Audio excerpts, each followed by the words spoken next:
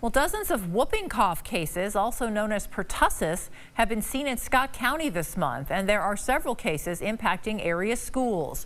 Just since December 1st, Scott County reports 43 confirmed or suspected cases of pertussis, and many cases so far this school year involve students.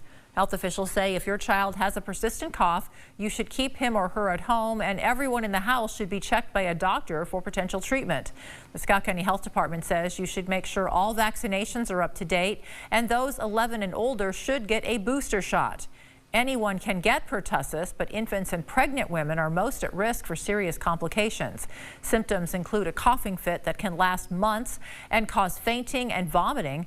And we are waiting to hear back from the Rock Island County Health Department to see if they have seen similar numbers.